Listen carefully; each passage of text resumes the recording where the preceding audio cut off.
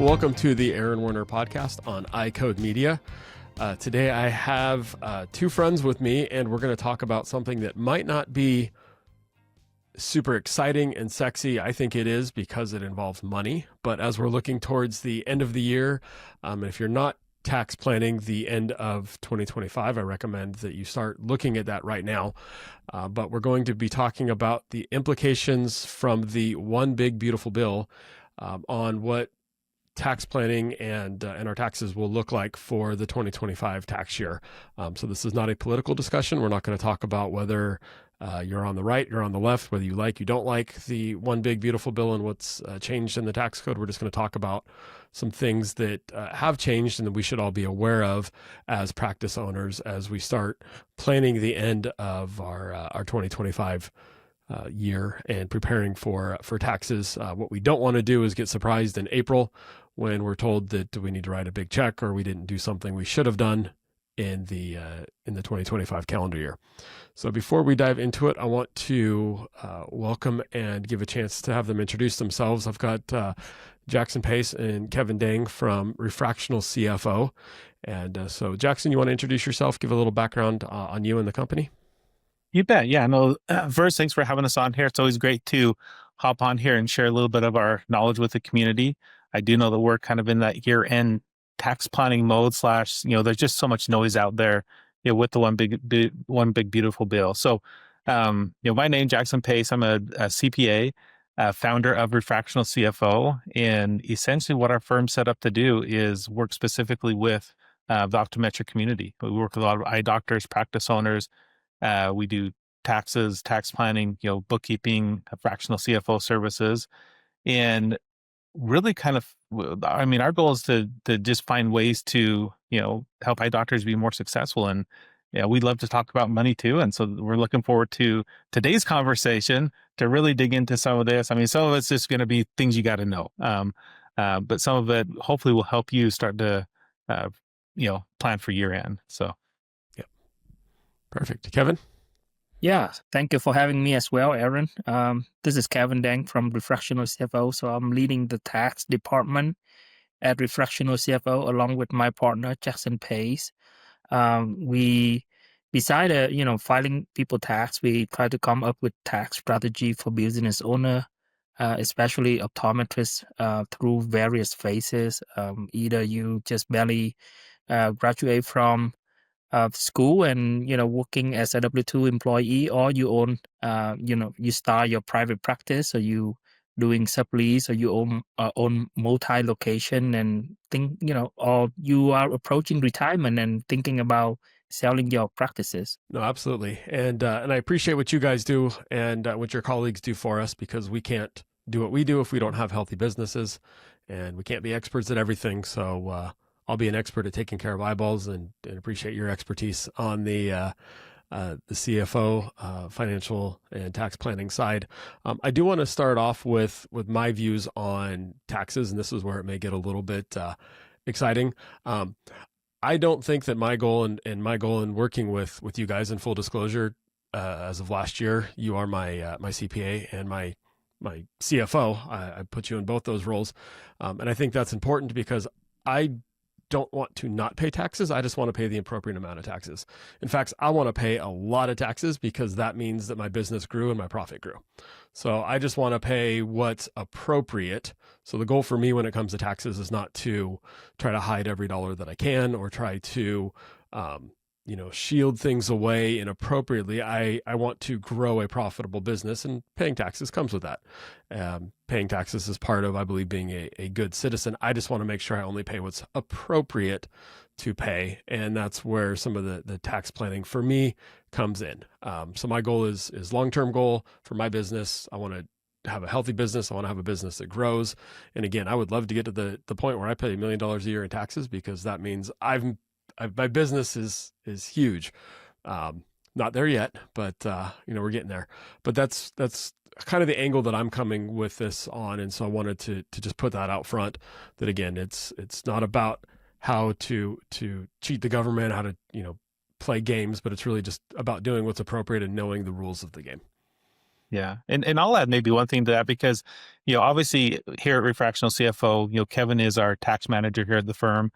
I'm really more over the fractional CFO, services. And so we're always trying to manage a balance. A lot of times when I'm working with clients, the goal is how do we, increase our bottom line, so our net income as much as possible. So, we want to increase revenues, we want to cut, expenses and do everything we can to maximize our net income, which then does get us into the realm where now we've created tax liability. And so, where Kevin helps really balance everything out is now we're going to take this net income and, use all of our knowledge of the tax code and everything that's out there to see what are some things that we can do to now minimize our tax liability. So again, there's the only world where it ever gets to zero is, for example, we work with a lot of cold starts, and with cold starts, they just have more expenses than they do have revenue. And so in that situation, tax planning is pretty straightforward and easy. It's there are no taxes. You have no income, but you can't do that forever. Eventually the cash runs out and you don't have any money to operate. And so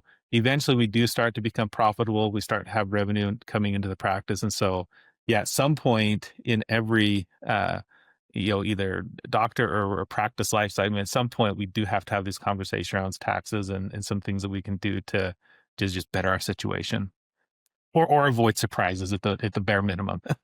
Oh, absolutely. So cool. Well, let's dive into some of the big aspects, the big components and changes to the tax code in 2025 that came out of the one big beautiful bill. And let's start with the bonus depreciation, that permanent 100% bonus depreciation. Yeah. You want to walk us through what it is and what that means for us and really what we should be doing? Is there things that we should be noting on our QuickBooks? Is there documentation that we need? Just, help us help you or whoever our CPA is. Sure. Yeah, I can take this one. So in front of me on one screen, I have pulled up the one big beautiful bill. It's 331 pages. There's a lot of stuff that's covered in it. Light reading right there. Light reading. And to be fully honest, I haven't read. I don't know anybody that's honestly read it top to bottom. I mean, there's just a lot of stuff to go into it. And so, really, the way that we approach this from a tax practitioner standpoint is really kind of pull out these key ones that are going to be applicable to our clients and obviously to the audience today. And one of them is bonus depreciation. And so, if you've never heard that term, have no clue what it is, essentially what it is it's a rule that allows us to buy a piece of equipment. So think, maybe we're going out there, we're going to buy a brand new Optos, and we're going to bring that into the practice. So now we've had, kind of this big expenditure, and it doesn't matter if we pay cash for it, if we put it on a credit card, if we financed it through the company, regardless, we now have this, piece of equipment sitting in our office. And so the way that this works is, especially when it's over a certain threshold. So you'll kind of think of any larger pieces of equipment that are over, say, $2,000. The way that we expense those in the practice and essentially lower our taxable income is through what's called depreciation, in this case, bonus depreciation. And so, if we were to buy an Optos, I mean, chances are, it's going to last longer than a year. That this is a piece of equipment that we're hoping to get several years of use out of. And so, as we looked at its useful life, it's definitely more than 1 year. I've talked to some practice owners that it's like they've got dinosaurs living in their practice. They've had these pieces of equipment just hanging on, but they're probably past their useful life, but they're kind of still using them. And eventually, nobody wants to service these things anymore. And so, the question is, we get this new piece of equipment, and the common question we get in our firm is, well, how do we write it off? How do we expense this thing? And so before the big beautiful bill, it was set to be limited to 40% of that. So, I know an Optos doesn't cost $100,000, but to just keep math simple, if we were to buy $100,000 piece of equipment before the bill, we would only be able to write off, say, 40,000 or 40% of that. Now with the bill, they've made permanent what we actually had prior was called bonus depreciation. So we can actually write off now 100% of this equipment cost. And these are assets that were acquired after, and I don't know why they have, maybe Kevin knows, after January 19th of 25, but really assets acquired in 2025 for the most part now qualify for 100%. bonus depreciation. And so, what it means for maybe practice owners out there is if you have purchased these big pieces of equipment, the first thing you want to do is just make sure you have a record of them. So if you're in QuickBooks, you want to make sure that you've coded them to a fixed asset or some type of account that it's going to stick out. So that way, when your CPA goes to do the tax return, it gets on their radar quick. And that's kind of the main things. I mean, once, as long as you have the amount, the records, and you've kind of put it towards an account where it's going to get on the radar for your CPA when they do their tax return. I mean, that's the main thing. But even now, I mean, again, we're just barely into November. So we have 2 months left before the end of the year, tons of time still to communicate to your CPA. And especially if you're thinking about, we get a lot of questions like, do we need to buy equipment, over the next couple months? So this is a great conversation to have with that. The other one that kind of plays into this as well is what we call Section 179 expense, kind of another way to depreciate. But maybe before we move that, anything else you think we need to expand on there, Aaron, or maybe kind of cover how Section 179 can actually kind of work with bonus depreciation?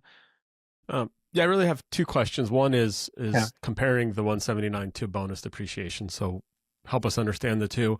But before then, I would love to get your take, because you said you get asked questions on, should I buy a piece of equipment for the end of the year? So what's the answer to that question? Yeah. So yes or no. I mean, it totally depends on your situation. From a pure tax saving standpoint, yeah, I mean, the more money we spend, the more it's going to reduce your tax liability. But there's always a trade-off. And really the trade-off is maybe in cash. But when you look at your practice, I'm really more of the mindset, if we need the equipment and it's going to benefit the practice and actually be able to generate a return on that investment. Because again, if we're going to go buy equipment, we don't want to just buy it and have it not return, money or cash back into the practice. So, whenever I get asked that question, I always almost immediately bounce it back, to the person that's asking it, and then just say, well, what is kind of the business plan or business use around this equipment? And if we can definitely see that we need it and it will benefit the practice and we can see that return on the investment, then it's kind of crosses that hurdle of, yes, let's go ahead and get this equipment. And here's how it will actually help us from a tax savings standpoint as well. So And I would maybe like, Kevin, do you want to take kind of that other part of it, the 179 and how yeah, that plays sure, into yeah. But before moving into the Section 179 versus bonus depreciation, what we also do for our client here is, even if, we would have the discussion if we need to buy this piece of equipment or not. And even if our client decide that they want that piece of equipment, we then think about, hey, how do we financing for this? How do we do the financing part? What is the interest rate that is being hidden under the lease term agreement, right? A lot of equipment salesmen out there would not disclose the hidden interest rate. Would it make more sense to lease the equipment or buying equipment but go under financing, right? And so we deal with that quite a bit for our client. And a lot of time we'll detect, hey, these financing agreement, the hidden APR is actually pretty high. And so we advise our client on that. Now, back to the question between the bonus depreciation and Section 179 and their differences. I want, I apologize if I have to get a little bit technical on that. So with the bonus depreciation, the powerful thing about bonus depreciation and why people want depreciation is because bonus depreciation can take the income into a negative zone. And in a certain cases, you can actually use that loss to write off income from other stream outside of your businesses. And with Section 179, you cannot do that. You are limited to the taxable income. So Section 179 can only take your taxable income down to zero, but the bonus depreciation can take your income below zero, right? Now, in terms of timing, I mean, bonus depreciation, you have to it's automatically applied unless you elect out, and then Section 179 you have to elect in. And from a tax practitioner standpoint, as you know, Aaron, the U.S. tax system is a progressive system, so we have different tax bracket. So in terms of timing to take a bonus or Section 179 or elect out of bonus depreciation, we can defer some of the bonus or some of the depreciation through various years. For example, with a taxpayer that have really stable income, we may want to leave some depreciation from one year to the next. Let's say this year you are in the tax bracket of 37%.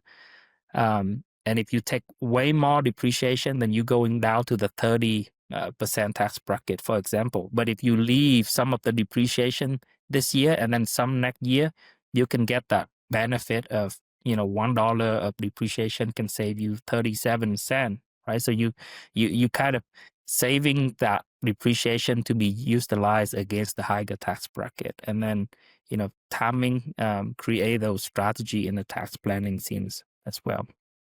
Yeah. And maybe one thing there, Kevin, and feel free to expand on this too, if you'd like. When we talk about a lot of these rules, these are obviously rules that are more set at the federal level. So when Right. we work with clients in California and Texas. I mean, almost every single state. We have clients in at Refractional CFO. There are rules at the state level that Correct. sometimes, sometimes impact our decisions. And so sometimes it's hard to just give a blanket statement that will be applicable to everybody, because depending on the state that you're in, and obviously we don't have enough time on this podcast to get into each individual specific state, but I mean, that could kind of change our guidance as well, depending on where you're actually located in paying taxes as a state resident. That's a really good point. Yeah, it depends on the state of the taxpayer of our client. We may decide to use bonus depreciation versus Section 179. Yeah, that's where the planning comes in, especially this far out, right? Start having Yeah. conversations with your CPA. Yeah. So. Well, and it even, I mean, we have clients that are maybe considering, maybe this is getting a little bit into the weeds, but even considering selling the practice or doing, different things that, sometimes they may want to go from one state to a tax favorable state. And there are, so again, we always want to have, the federal guidance, that's kind of what we speak to is, generally. But when we really get into the tax planning, we are going to kind of dive a little bit deeper into some of these conversations. Perfect. Were there any other changes to the 179, Section 179 specifically on the One Big Beautiful Bill? Not much. The change is they raised the cap, and the cap is now $2.5 million, and the phase out of Section 179 is $4 million. And with bonus, there is no cap, no income limit. Got it. So I can go buy a really expensive SUV, is what you just told me. We get that question a lot. I mean, specifically, everybody loves to buy vehicles. Again, it kind of goes into, does the practice need it? Do we need it? Is it business, personal use? But definitely, I mean, there are instances and scenarios where it does make sense to, purchase a vehicle, in the practice. We've had some clients that they actually do courier services for their optical. And so, if patients purchase from the optical, they have a designated vehicle that those opticians hop in, and they can actually go in and deliver those glasses. And so, we've seen also instances where, I don't know, they purchased vans for doing mobile clinics. And so there are definitely instances where it makes sense to have a vehicle in the business. The IRS gives pretty specific guidance on what we can depreciate and limits for that. So there are, think of kind of your bigger, more industrial vehicles, ones that are over 6,000 pounds. Sometimes we get into these passenger vans where, we kind of get into this realm of does it actually like work to have that in the practice or not? But if it does, we can expense these vehicles through the practice and hopefully, if that's a business opportunity or business goal, we can do that. Oh, perfect. Let's jump into the qualified business income, or QBI. So that was made permanent and had a wider phase in. So what does that mean in English? Yeah, so in English, it's like QBI. Like what does this even stand for? What does it mean? think of it as it's a way to claim an additional deduction on your tax return.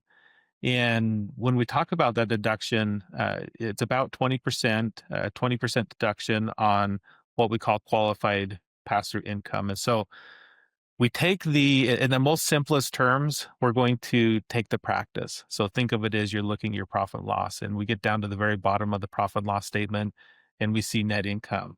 And so with most of our clients and most practices out there, they are what are called pass-through entities. And so, maybe they file an S corp return. All that income is essentially going to filter down to their individual income tax return, the Form 1040, where they report not only the business income from the practice, but if they have W-2s, maybe they have a spouse that has other income. Everything's essentially boiling down to this individual return. And so with this QBI deduction, it's essentially another deduction that we can take to lower our taxable income. And so with the one big beautiful bill that was recently passed, we basically made that permanent. So it was sent to sunset and expire and kind of go away. But hopefully, I mean, especially if you've been practicing for a while, you could look at your returns, see if that's something you've been taking advantage of in the past. It has been around for a while now, but again, that was kind of scheduled to more or less potentially go away forever, and now it has been expanded extended. So, anything you want to add to that, Kevin, on the And QBI? what matter for optometrists and a lot of medical practitioners include, and any professional services, just like lawyer or accountant, we are considered specified service trade or business under Section 179 A, and so that's mean that we have kind of a phase out of income where the QBI deduction gonna phase away, and what the big beautiful bill has done is that they have increased that phase out range. So in the year 2025 and before, for a single taxpayer, that band of phase out of income was 50,000, and now it's going to 75,000. And for married jointly couple, it used to be 100,000, and now it's going to be 150,000 starting in 2026. And so what it means is we get a little bit more room for that qualified business income deduction to stay. That's a good thing for taxpayer. So starting 2026. Well, that was a lot of our tax planning. When we work with clients that we could see could potentially qualify for this deduction, it was how do we massage the income, or really maybe look at some of these buying equipment so that we can get that income in a threshold that's going to allow us to qualify for this deduction. And so, yeah, I mean, the fact that for married filing jointly, now we have an additional $50,000 of threshold to work with, it does make a big impact on the overall tax planning. So. Yes, and this is coming back to the bonus depreciation of Section 179, because now if we know like a tax partner is a client is almost out of the phasing range, then we want to take a little bit more of depreciation just to get them in the range, right? And so that they can have some QBI deduction. For sure. So I keep thinking of football analogies as we're listening to this, because it's strategizing, and it's coming up with a game plan and then working and refining the game plan as you go. So, yeah. Hey, we love a good football analogy. I knew you would. We love a good football, especially this time of year. It's football season. Of course, absolutely. Right now it's all seasons. We've got, of course, I guess baseball, technically kind of wrapped up here. We've got the football and basketball going. So, yeah, we won't talk about baseball. I'm too close to that one hit too hard. Yep. All right. Excess business loss. So can you first explain, what that is, and then what changed in the one big beautiful bill with this? Yeah. Do you want to take this one, Kevin? Yeah, I would. Yeah, I'd love to. So if you have a business and is incurring some loss, then, basically Section 461 in the tax code would limit how much loss that you can take against other income, just like wages, investment, or income from your spouse earning. And so if you combine all of those income, then you can deduct with, some business loss. And if that loss is more than the income in the other area, you're going to have something called net operating loss that being carried over to the future. And so with the big beautiful bill, they basically make the rule on the exact business law being permanent, and now it's become a permanent part of the tax code. And so the disallowed loss can be carried forward indefinitely and is subject to about 80% of income cap. So that means, if you have a huge loss, normally you can take against 80% of the income for the business loss. So that's loss. Anything that unused going to be carried over, and you won't lose that loss, right? And so that's also a good thing. It's going to be applicable for um, co-start people who just barely open businesses that they want to use the business loss against all the income.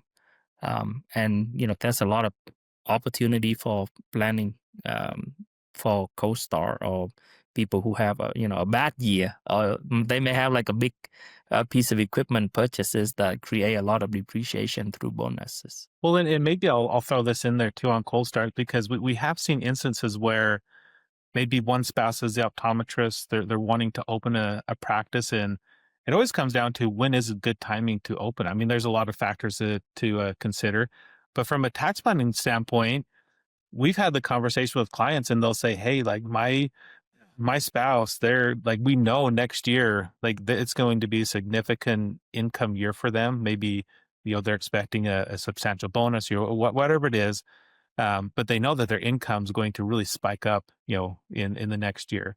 And so from a tax planning standpoint, where we can, kind of harvest it and use some of these losses, it might mean that, hey, maybe that's a great year to also open a practice, because we can kind of offset some of these income to really get our taxable income down. So otherwise, if not, I mean, that again, like Kevin's saying here, the nice thing is if we don't fully utilize an operating loss, then yeah, we can roll that forward and still, hopefully use it at some point. Very cool. What should we do to document loss, or is that just naturally going to show up in our QuickBooks?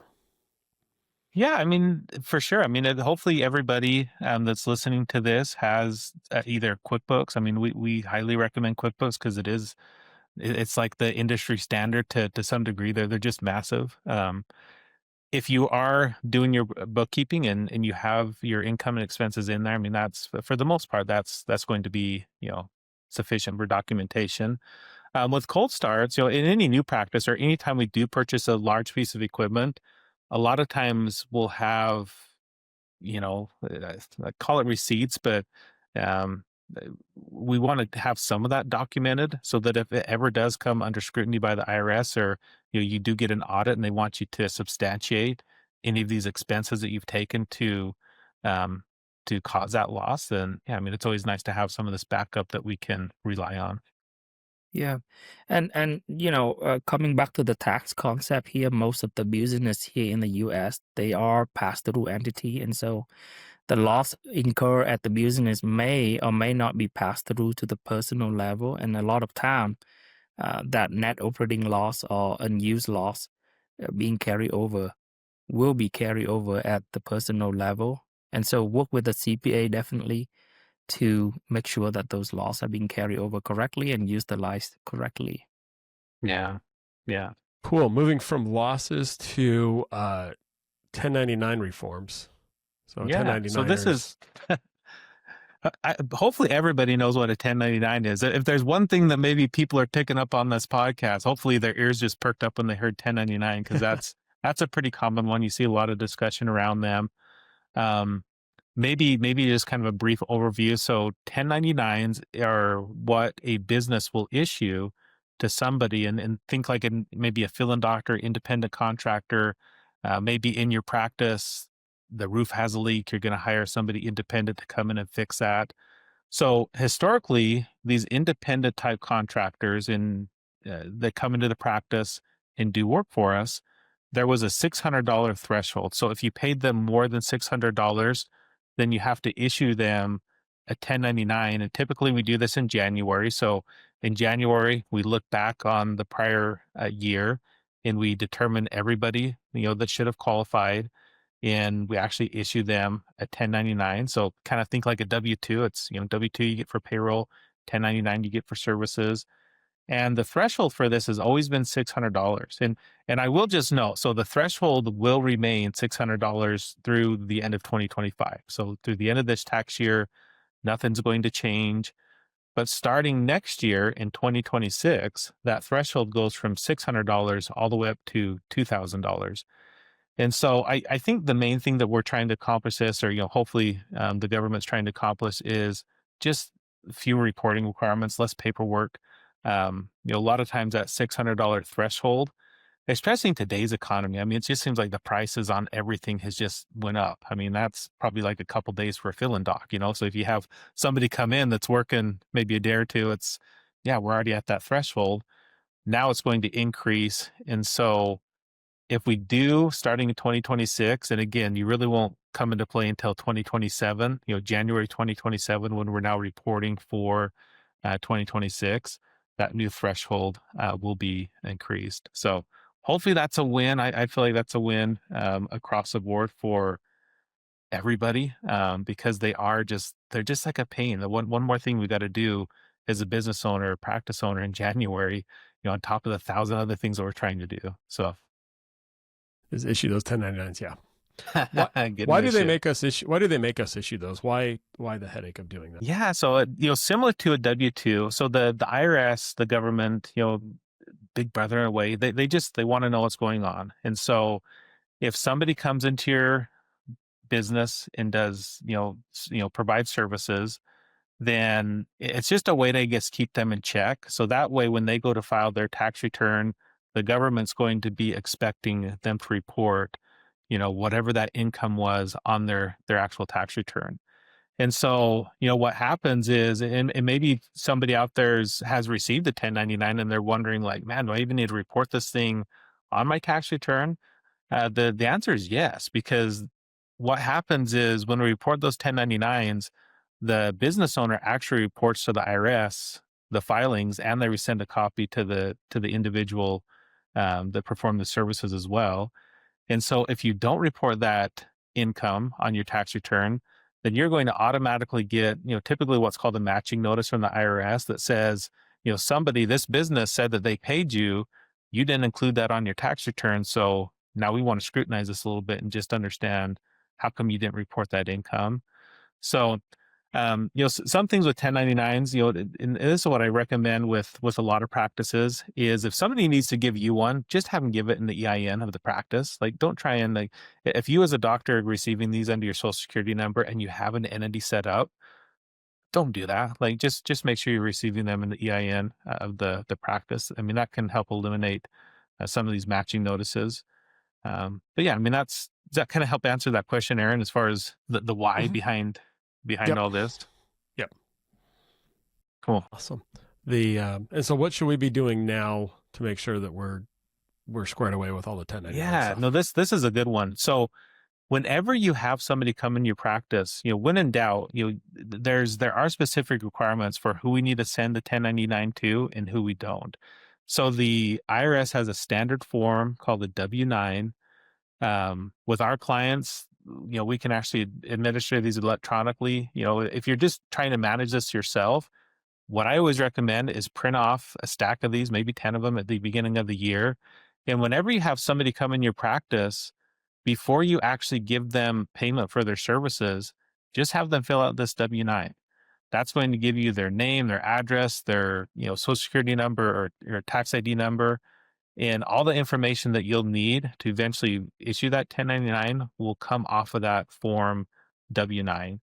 And so you have them fill it out on day one. It maybe takes them 5 minutes to fill it out. It's not a hard form. You keep that on file. And then when you get to January, now it's time to, do our compliance and make sure we're filing these. And maybe you're using a CPA or somebody else to help you.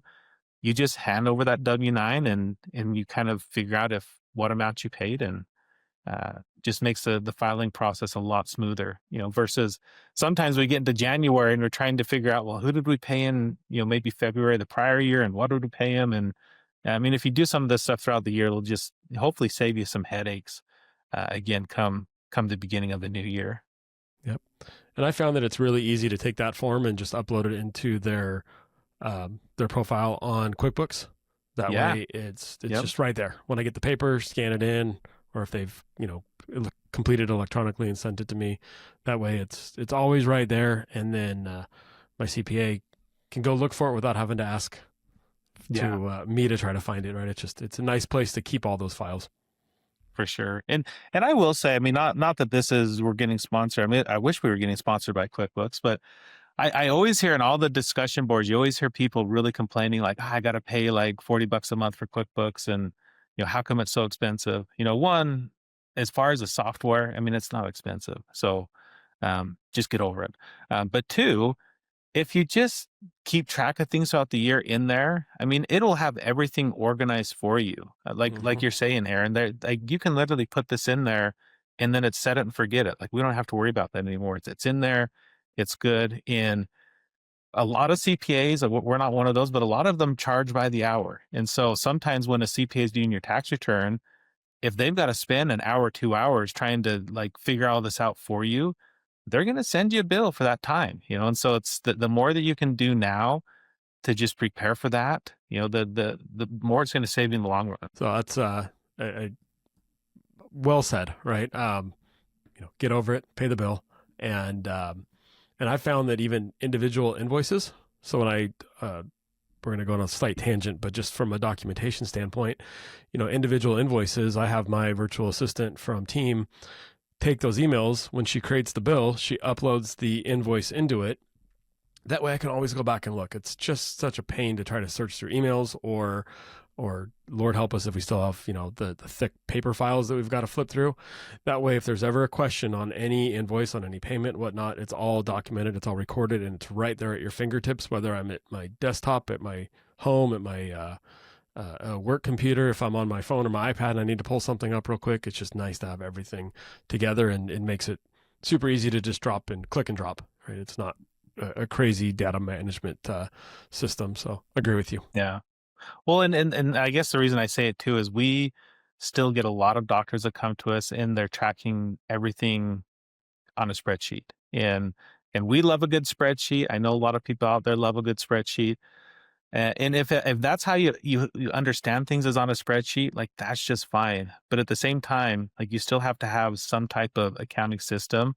And this kind of goes back to, so when we're thinking of taxes and everything, a lot of you have made what's called an S Corp election. So now the IRS is treating you as a true corporation. And so, think of your big corporations out there. They all have accounting softwares. And that's really what the IRS expects when you make that designation to become an S Corp. They expect you to have a proper record keeping system. And a lot of times, a little spreadsheet and a piece of paper, they're not going to qualify that as the proper system. And so, if we do have these systems in place that'll help us track these things, and from a compliance standpoint, I mean, it checks that box as well. So, yep. Perfect. All right, moving on. So opportunity zones. Can you help us understand what opportunity zones are, and then if it applies to us, what we should be thinking about? Yeah. So, if you have like some stock that has been appreciated, or if you sell business and have capital gain, and you don't want to pay tax on the capital gain, you can invest into the opportunity zone or opportunity zone fund. And if you hold the asset, you roll those gain into these opportunity zone investment and hold it for 10 years, then the capital gain will go away, right? If you hold investment in the opportunity zone for about 10 years. So, well, why does it matter? Because now the opportunity zone has been made permanent, and there's a lot of tax incentive coming out just to booster the investment in the opportunity zone, which are normally underserved or rural area. And what it matters for optometrists who, have either some capital gain or have some existing practice, and now they want to looking to sell it, the practice, and perhaps open some investment in these rural and underserved area. Now they can roll the money into those zone.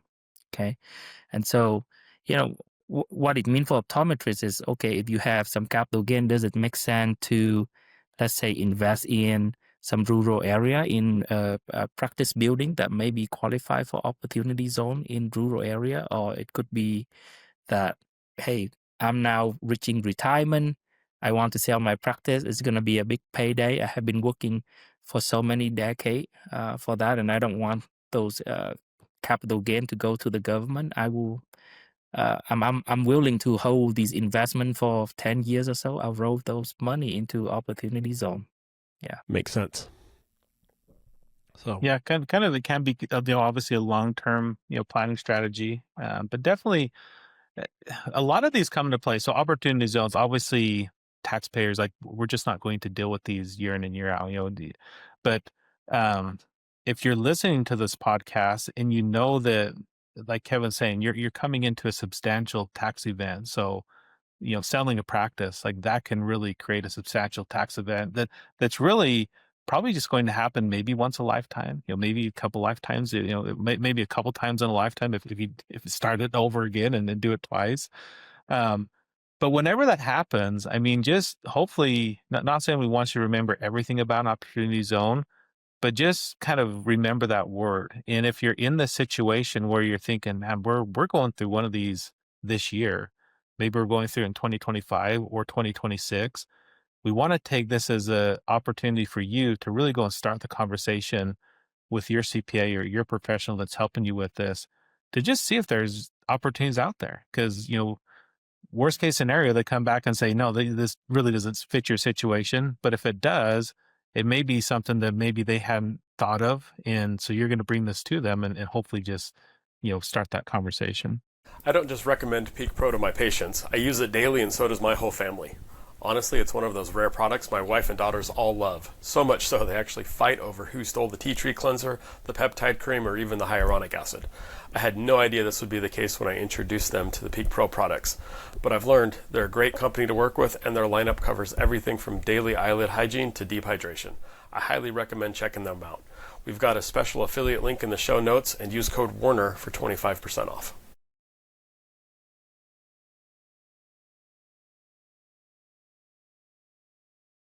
The way optometrists in the U.S. treat children with myopia. The purpose of the Myopia Collective is to rally the profession of optometry and its allies to interrupt the status quo and elevate the new standard of care for children with myopia. Every individual is encouraged to become a member of the collective.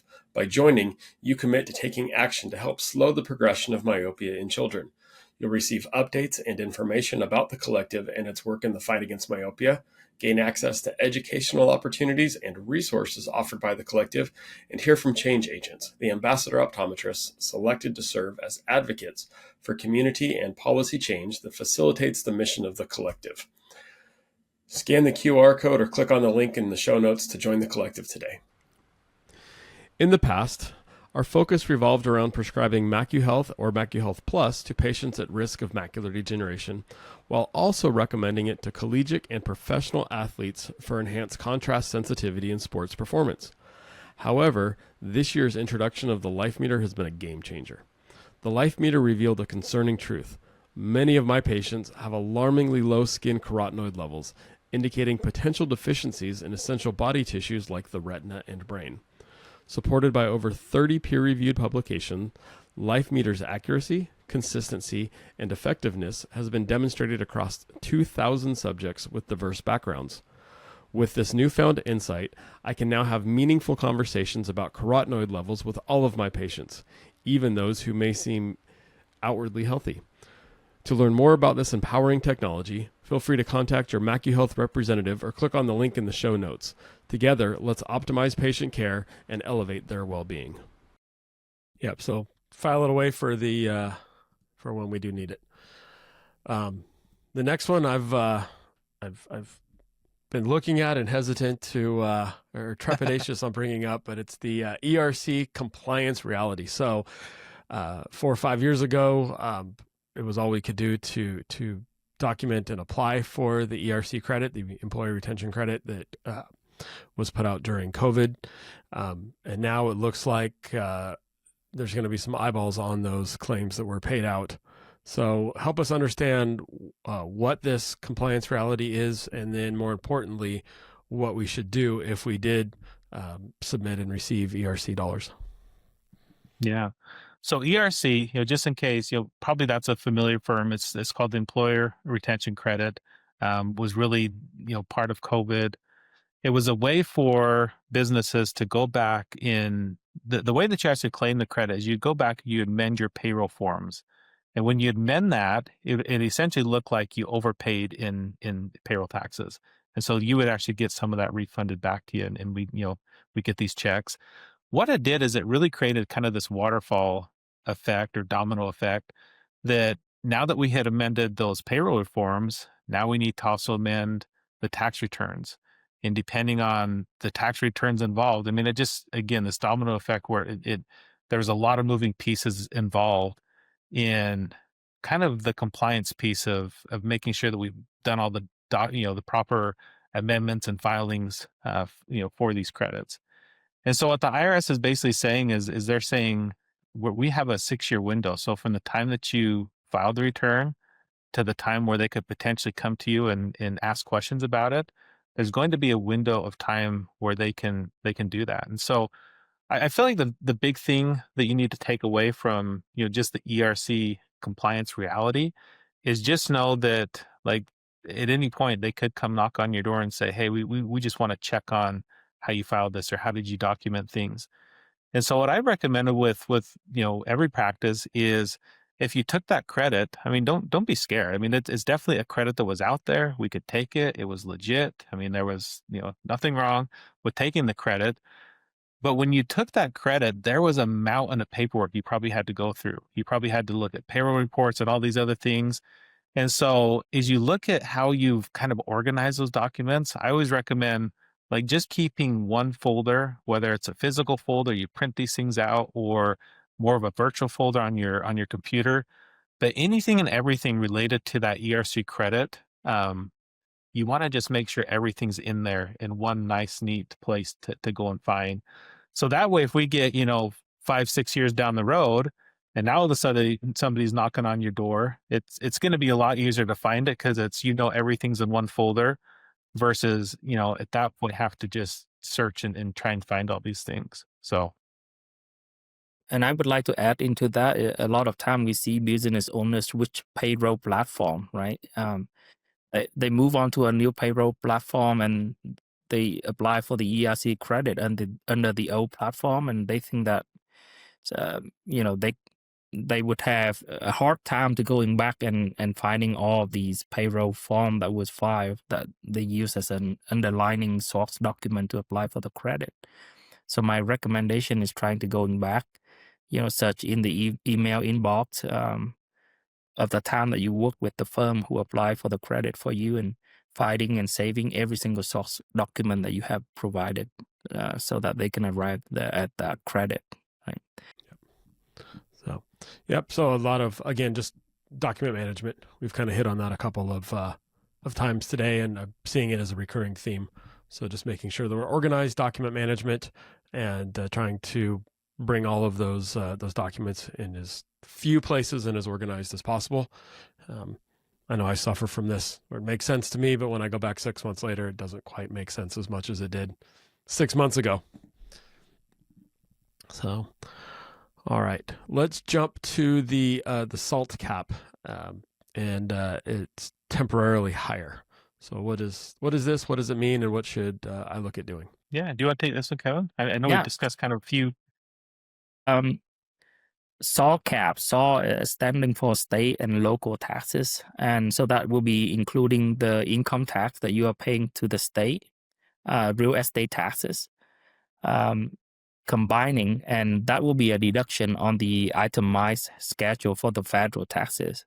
So before, it used to be capped at $10,000, and now with the new big beautiful bill, the cap is now $40,000 in the year 2025, and then it will revert back beginning of 2030.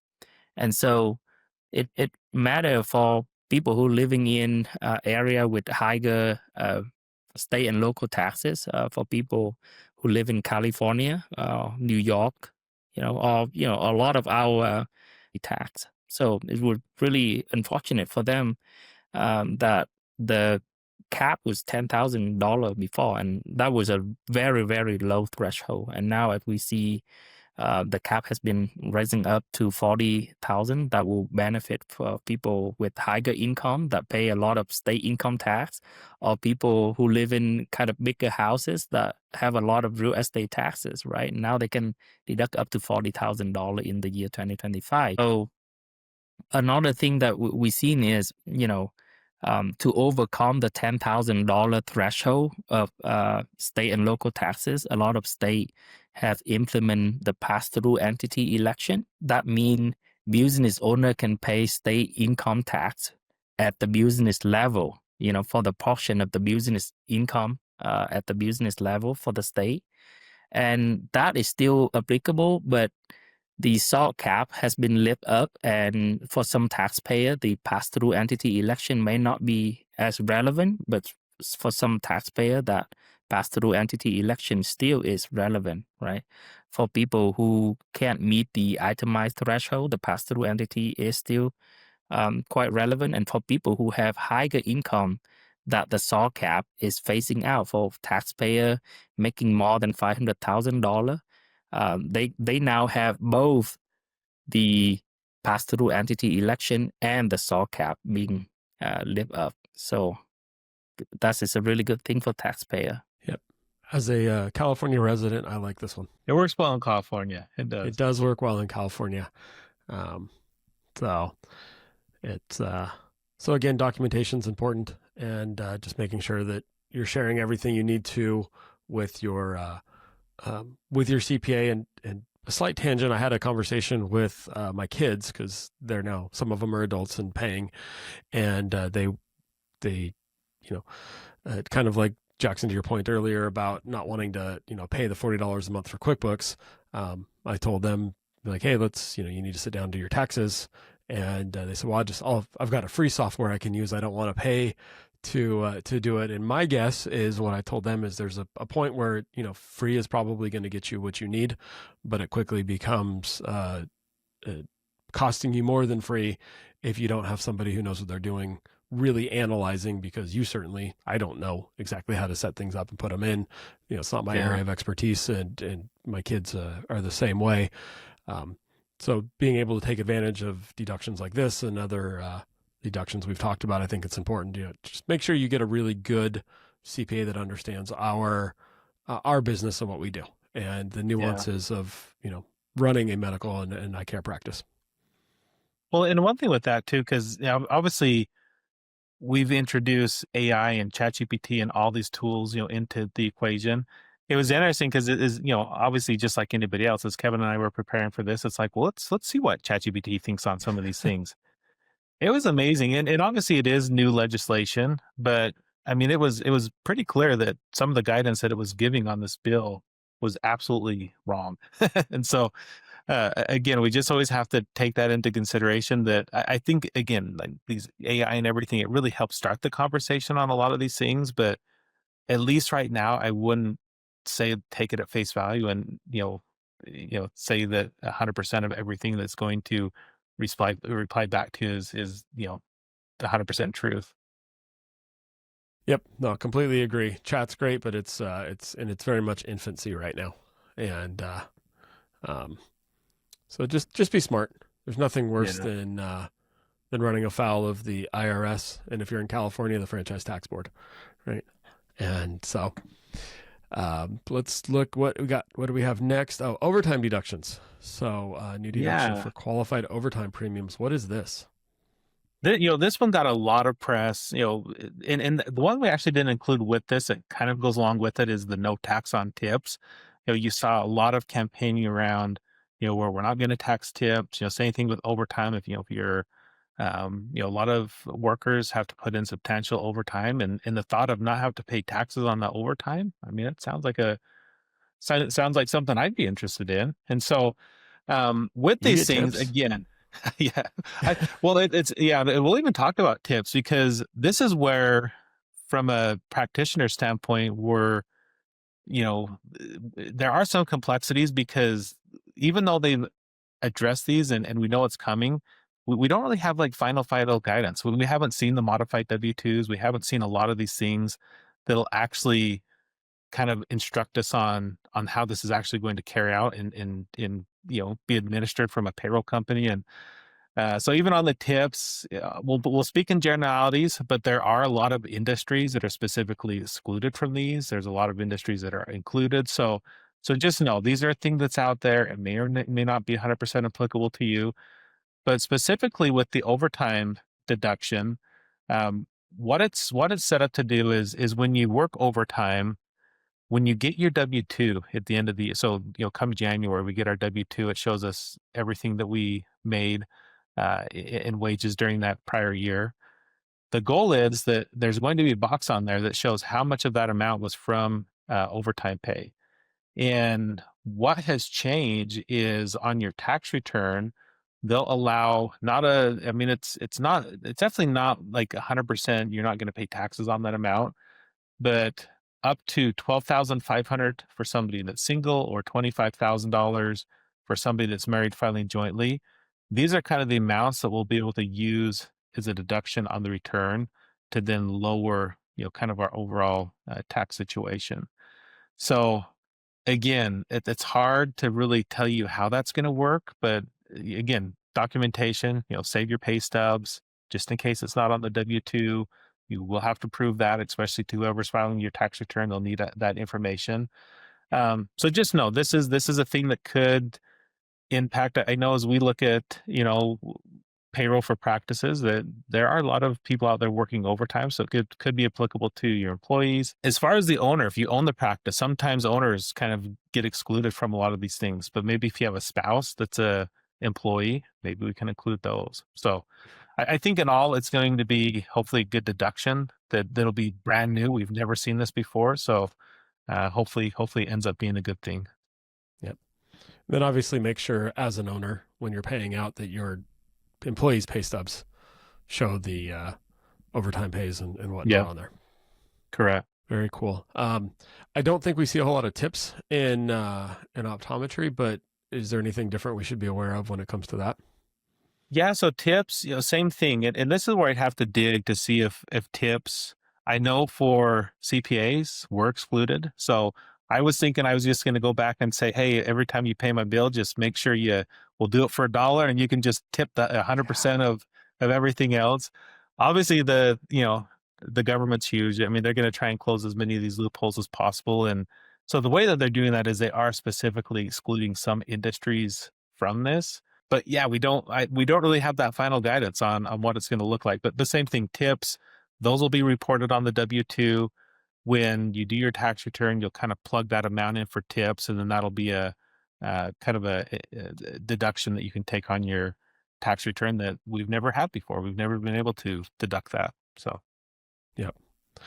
So yeah, that'll be very interesting. And just again, a separate side, it's looking at lots of different offices. It's pretty apparent when somebody's trying to play the game inappropriately and not.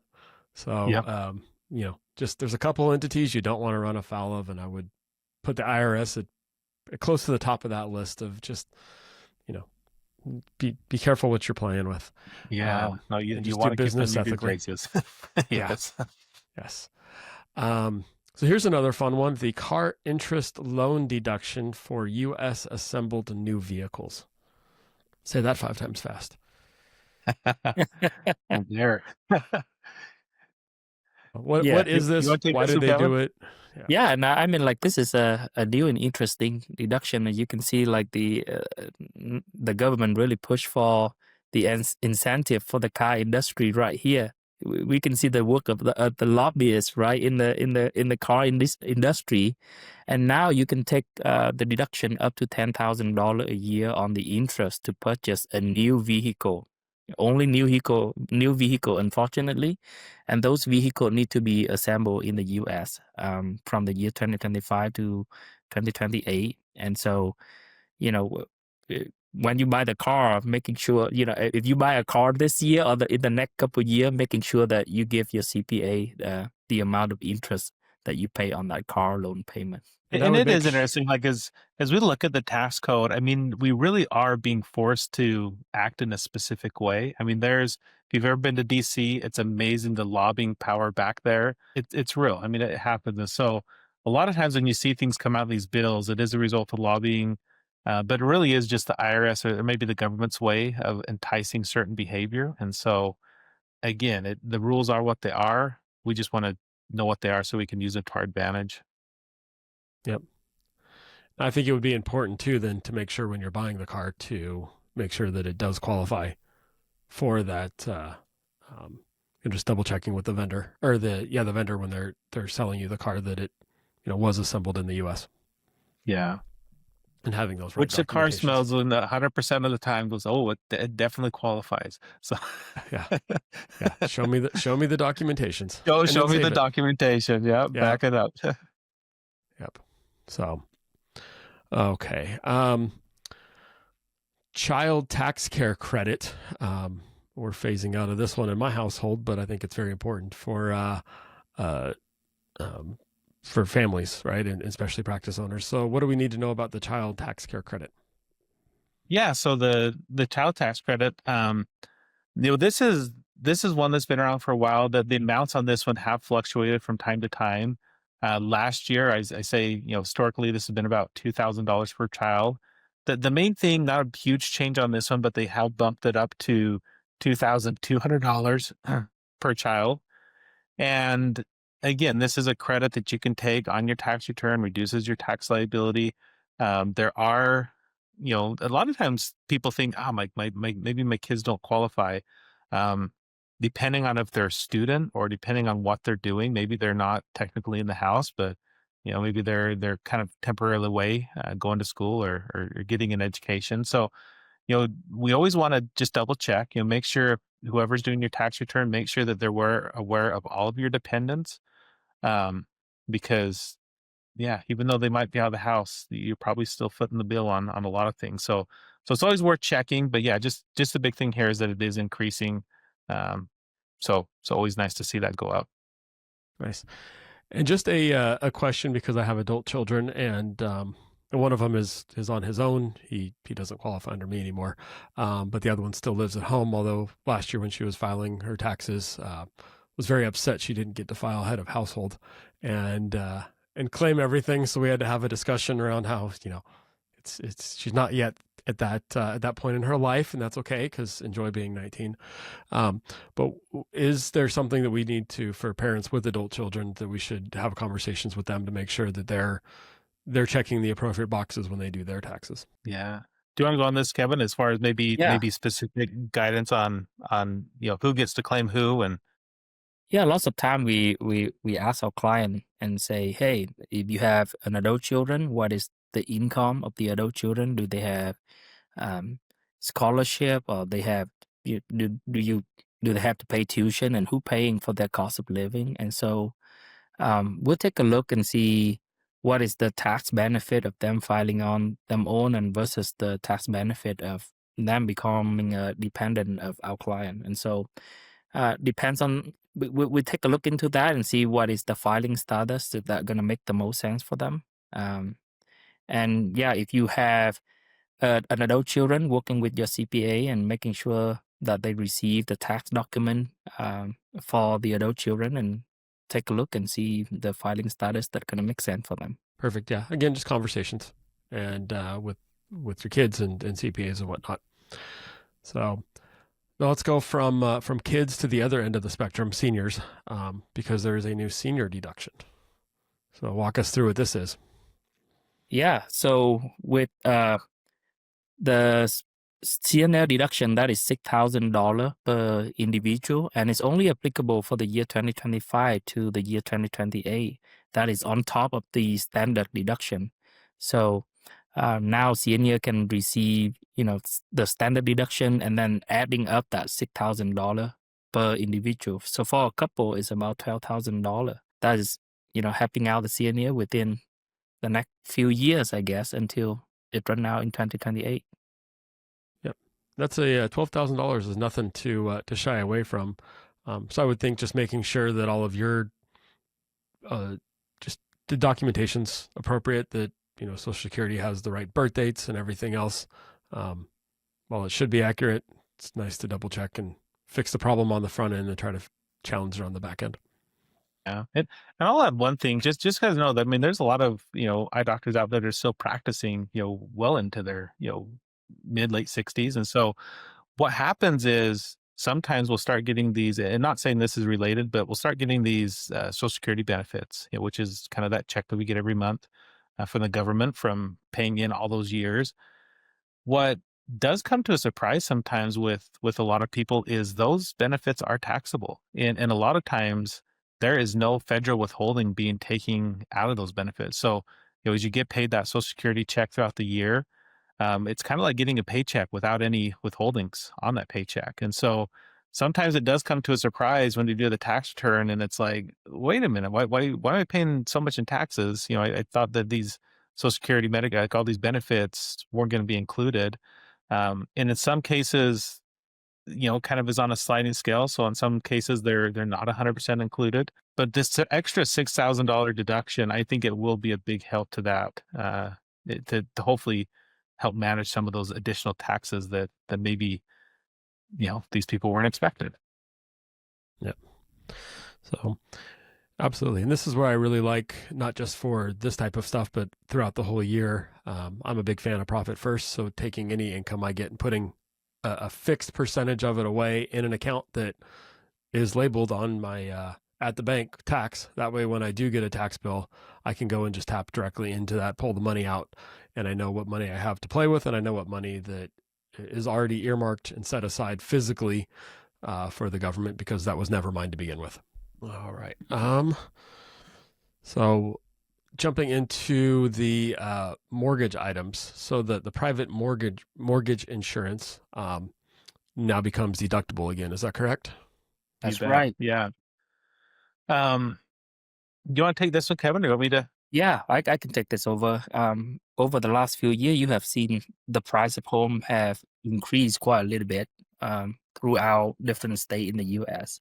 And so it's, for a lot of taxpayer, it's a big challenge to come up with 20% of the down payment, right?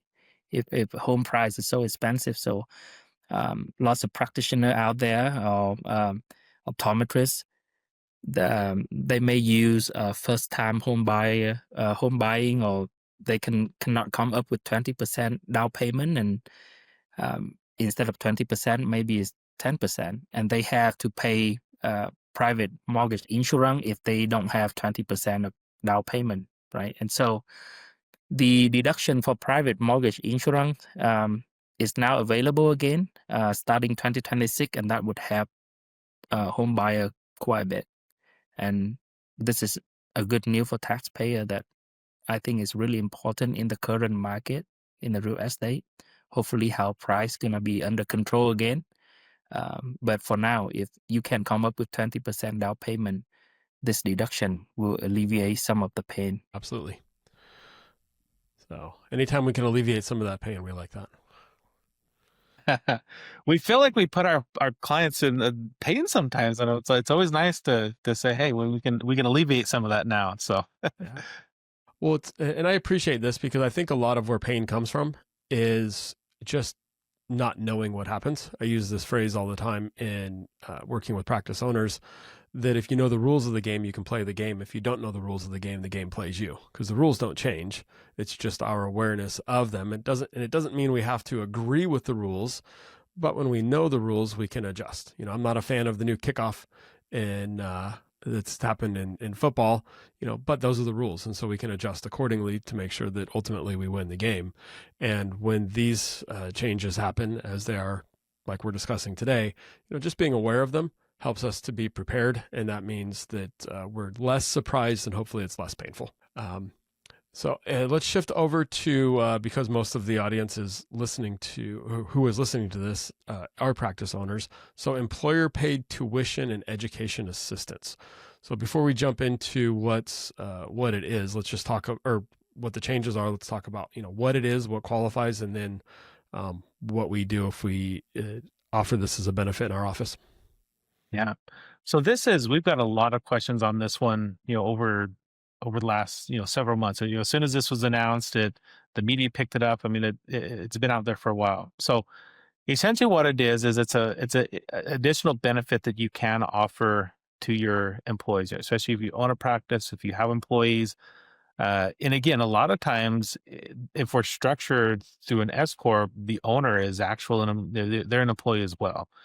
And so the question we get all the time is, hey, me as the owner, does this mean I can just like write off some of my student loan interest, or pay for my student loans, or pay for my education? How does this actually work and impact, not only the owner, but also the employees as well? So what it is a qualified educational assistance program. We can set these up for employees within the practice, within the business, and they've set a cap so we can uh, deduct up to $5,250 per calendar year from the employee's gross income. So what this means is essentially they're going to pay less in taxes by offering this benefit.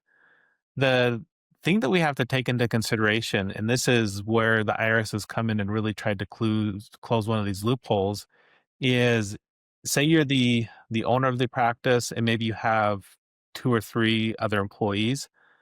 Well, if you're trying to roll this benefit out just so that you can be the only participant of this benefit, that's where we're going to run into issues. Because at that point, as an owner, with a lot of these rules, they always kind of, not that they discriminate against owners, but they never want it to be where we're just offering this benefit to completely 100% benefit the owner. We definitely want to have these benefit the employees as well. And so they do go through some testing to where, we look at totals for the year, and we kind of go through that non-discrimination testing to make sure that this benefit is being,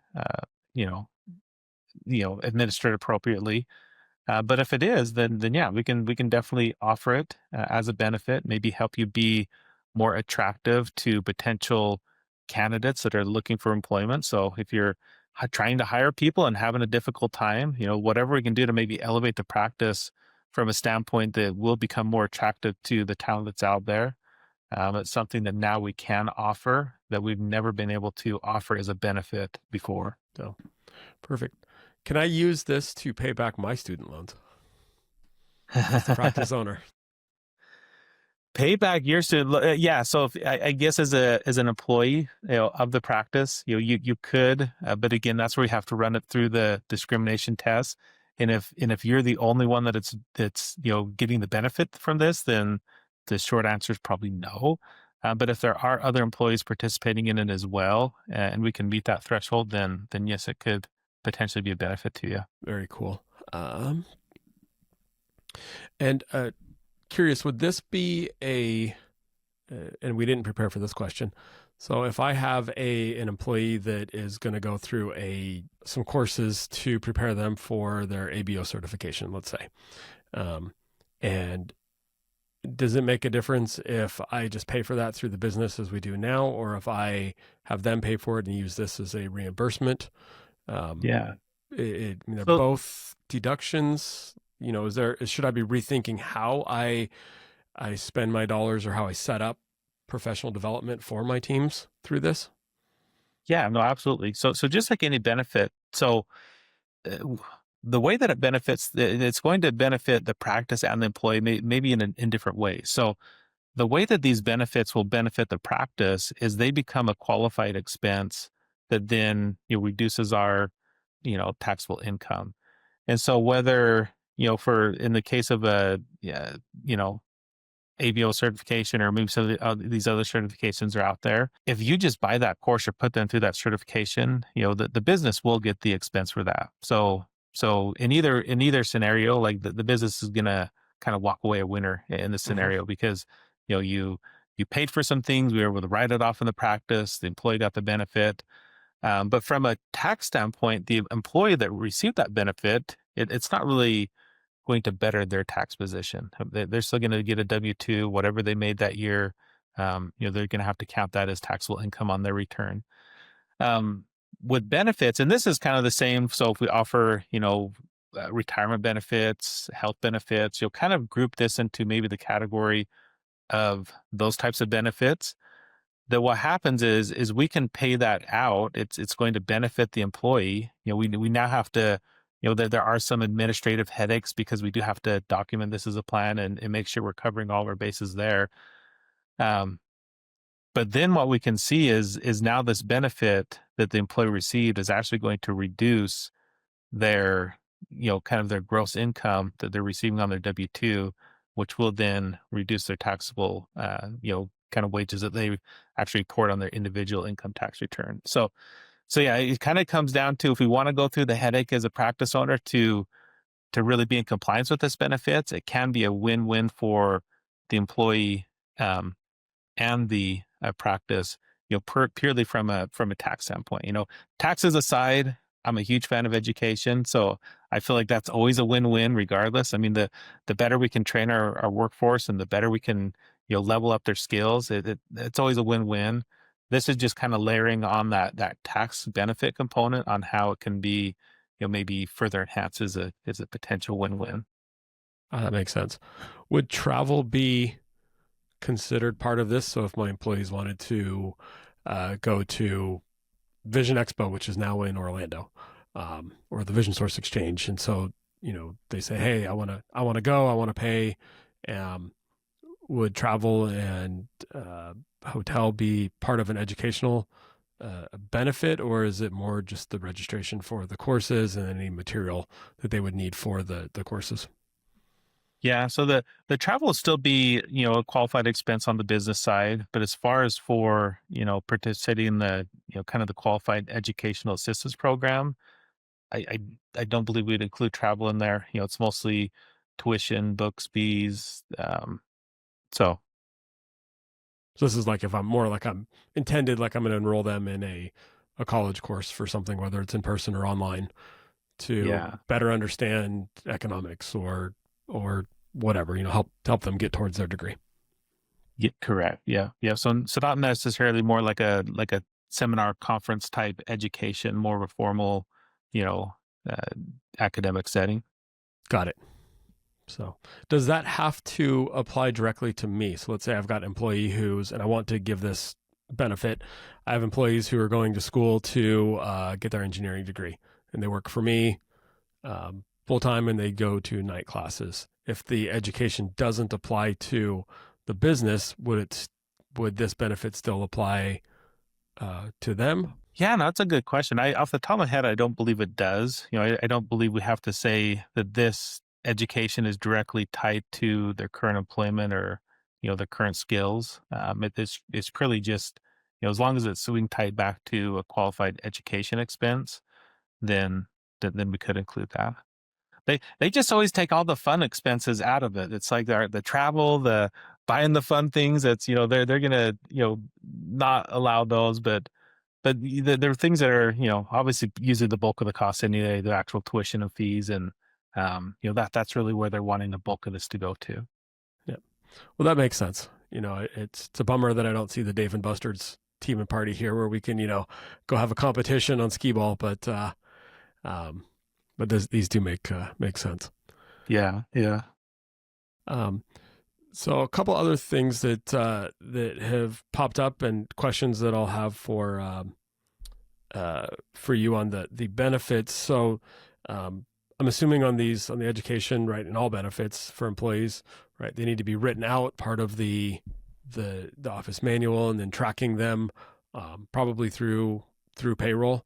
That way we can make sure that they get applied appropriately pre or post tax and whatnot. Yeah, so I mean, every practice out there, hopefully, I mean, if you don't, it's always a good time to start, but it is nice to have really just that employee manual. So typically within the employee manual, we're always going to have a section that covers benefits. The main thing that we're trying to accomplish with that is we never want to accidentally discriminate against another employee. We never want to go to employee one and say, "Hey, we're going to do all this stuff for you," even though our intentions are good and they're pure. Employee two may look at that as, well, they're discriminating. They don't want to do this for me. And maybe that's not our intentions. But most of the time I would say it's not. And so as we really start to, again, this goes back to our county, so we're acting like a legitimate company and corporation. We want to have these benefits really defined and spelled out. One, so that we can just make sure that we run them through either HR, if you need to get your CPA involved as well, to make sure from a compliance standpoint that your benefits are being administrated correctly.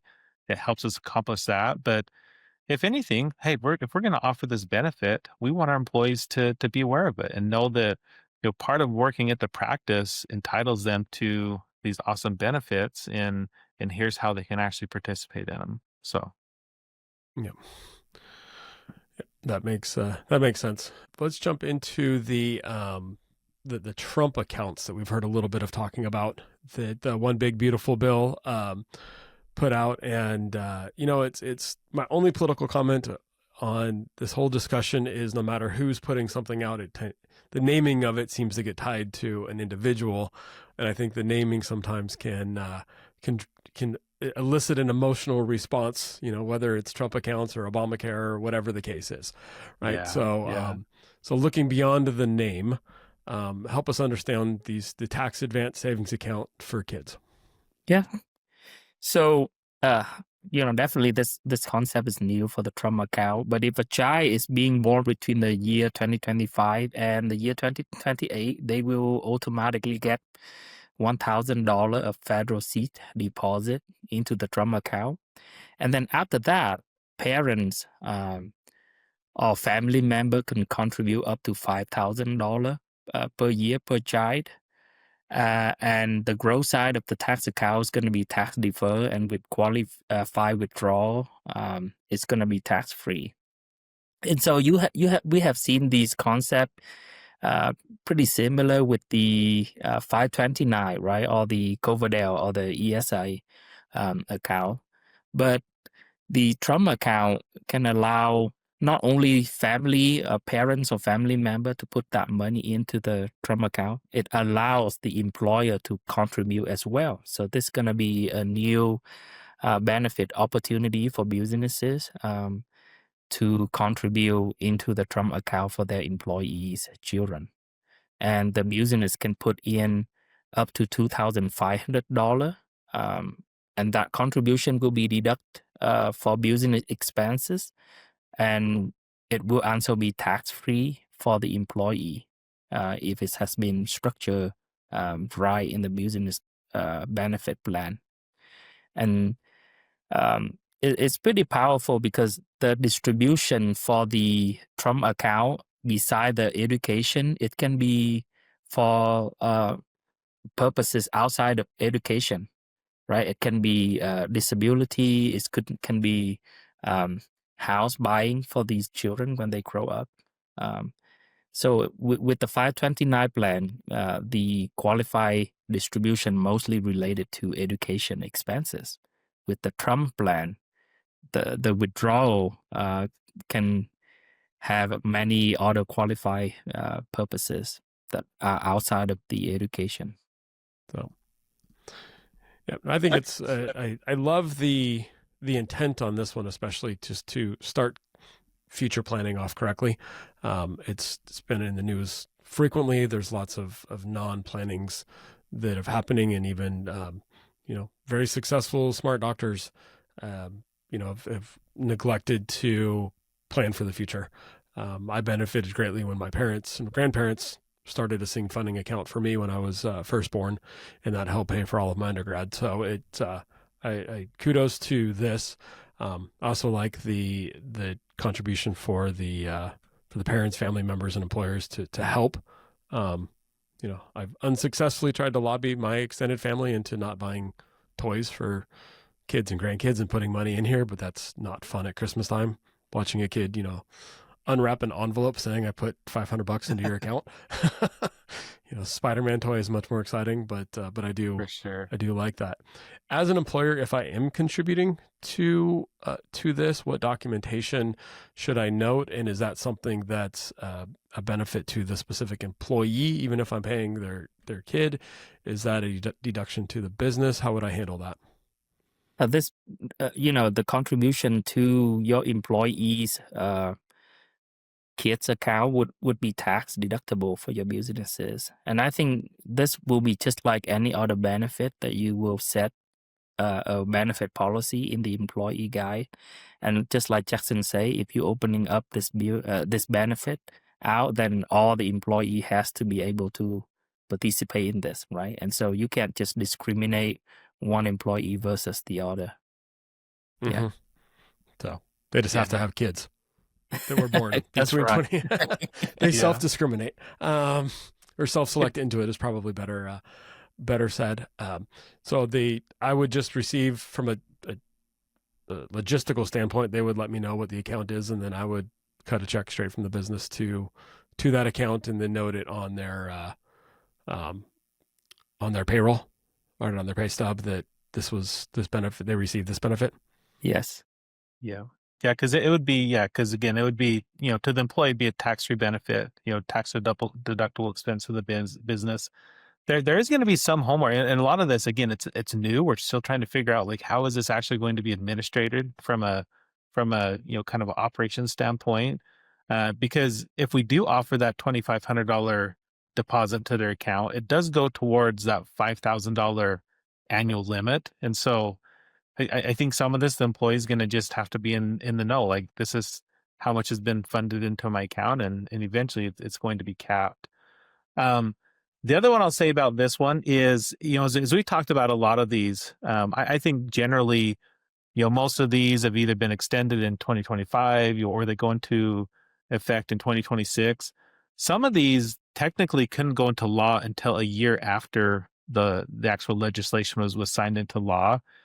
I do believe this is one of them. So really, and then this is probably a reason why we haven't seen a lot of guidance on these, but technically they won't come into play really until mid-year of next year, when now this is actually, it's been signed into law, but it hasn't been enacted or whatever the legal terms are. So if you do plan on doing this, probably leave it off of your radar until the back half of next year. That's when you'll actually be able to put money into these things. So just kind of a heads up there. We don't want to get excited and like January 1 of next year, like, hey, where do we put the money in and how we do this? I know it's going to take some time next year for these things to develop. Yeah. Well, that makes perfect sense. And,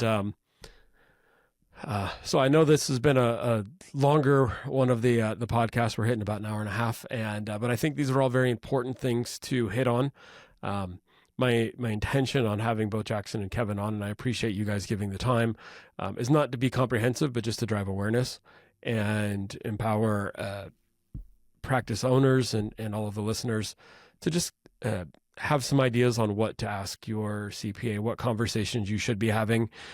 And please, no matter whether you're a practice owner or you're an employee, whatever your work situation is, start planning the end of the year tax preps now. Understand where you're at, what you've, how much money you've brought in, what your earnings are, what your expenses are, because it's a lot easier to plan ahead than try to backpedal and swim upstream. That lazy river turns into a roaring current when you're trying to square things up. So in the last 2 months of the year, now's a good time to start having those conversations. So it'll make the filings a whole lot easier at the beginning of the year. You aren't stressed out trying to get a hold of Jackson on Christmas Eve, wanting to know if you need to buy a piece of equipment or a new car right now or not. I'm sure he appreciates not having those panicked phone calls. Same with Kevin. I'm going to be in Hawaii on Christmas Eve, so I'm just like, I won't even answer my phone. Well, that means you're a couple hours ahead of me. That's really easy. That means when I get home from work, right, you're just sitting drinking your little shapely drink with multiple colors and your umbrella in there at the beach. You got plenty of time to answer my calls. Plenty of time to answer phone calls. But yeah, just, planning helps to alleviate the stress. Planning helps to alleviate the anxiety that comes with all of this. I'd much rather know now that I'm facing a really big tax liability because I had a good year, in April, because I can start saving, and it gives me, 5 months to plan and save up some extra money, as opposed to trying to figure out how to do that in 2 weeks. So I think that, planning and just awareness and conversation is important. If you haven't done it to this point, now's a great time to start. So that I guess it's a Chinese proverb. I've never known who to attribute it to, but the best time to plant a tree was 100 years ago, and the second blessed time is right now. So if you haven't taken time to plan and have those conversations, please do. Jackson and Kevin, I will put your guys' information in the show notes. So if you are looking for a new CPA, I certainly recommend checking out Refractional CFO. Like I said at the beginning, I've used them, and I don't look at them as my CPA. I look at them as my CFO, really, for the business, right? Every business decision we make, I reach out, we bounce it off of them, and plan, because I think that I don't want to just try to save money in taxes. I really want somebody who understands business along with me to challenge my ideas, challenge what we're looking at doing to help me plan for long-term wealth management and success and growth, not just short-term tax savings, which is important. I want both. So, but again, thank you guys very much. I appreciate everybody listening for your time and paying attention to this, and look forward to the next one. Okay. Thanks, Aaron. Thank you, Aaron.